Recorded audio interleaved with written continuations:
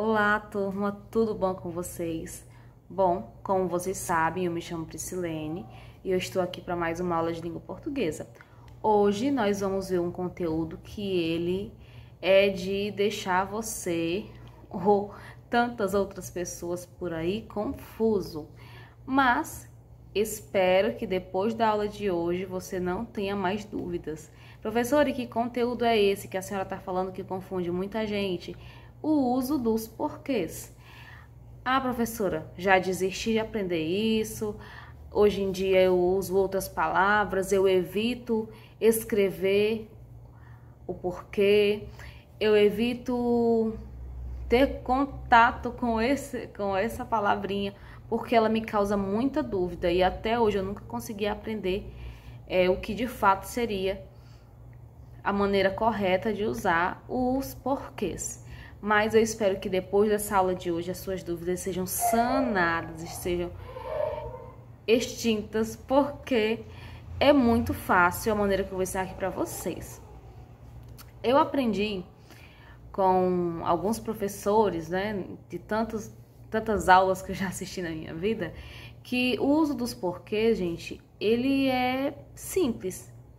Professora, como assim ele é simples? Porque eu tenho uma questão de que eu sempre quero aprender o uso pelo mais difícil, pelo que tem mais ocorrência em textos, enfim. Eu preciso saber aprender da maneira correta.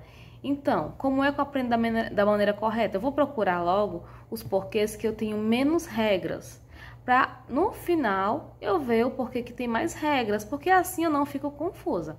Então nós vamos começar por esse porquê aqui, que é o porquê junto e com acento. Quando eu uso porquê junto e com acento? Quando ele tem função de substantivo. Professora, como é que eu vou saber que ele tem função de substantivo? O substantivo, ele é sempre acompanhado de um artigo, ou ele admite, né, o artigo, ou seja, quando eu tiver um porquê acompanhado de artigo, ou aquele porquê, ele tem a admissão de um artigo, né? Ele pode não estar escrito explicitamente, mas ele admite. Então, eu tenho ali um porquê junto e com acento. É uma única ocorrência dele, certo? Ele só é usado nesse caso, quando ele é tido como um substantivo. Ele tem a função de um substantivo. Quando eu digo assim, quero saber o porquê da sua ausência, o porquê da sua ausência, tá vendo? Então, eu tenho um artigo acompanhando a palavrinha porquê. Nesse caso, eu tenho aqui porquê junto e com acento. Já a segunda forma de usar o porquê é quando eu uso ele assim, ó, junto e sem acento. Agora, tá vendo? Um eu tinha acento e o outro agora eu não tenho. Quando é que eu uso ele, professora? Quando eu quero explicar alguma coisa. Eu posso substituir ele por pois. Não falei porque estava cansada. Não falei pois estava cansada. Então, eu tenho aqui a função de explicar alguma coisa. E como eu tenho a função de explicar, eu uso esse porquê junto e sem acento. Agora, nós vamos ver esse outro porquê, que é o porquê separado e com acento. Professora, quando é que eu uso ele? Eu uso quando eu estiver acompanhado de uma pontuação, seja ela qual for. Pode ser um ponto de exclamação, pode ser um ponto final. Se está acompanhando uma pontuação, eu tenho o porquê separado e com acento. Por exemplo, não veio ontem por quê? Olhem aqui que o meu porquê ele está acompanhando a ponto de interrogação, né?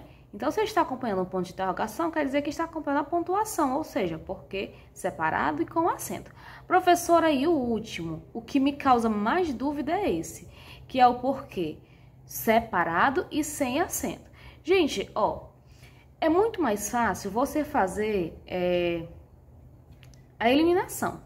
Se você percebeu que ali o porquê não tem artigo acompanhando ele, então você sabe que não é o porquê junto e com acento. Se você sabe que aquele porquê ele não pode ser substituído por pois, você já sabe que ali ele não é também o porquê junto e sem acento. Se você vê que o porquê não está acompanhado de pontuação, já sabe que ele não será o porquê separado e com acento.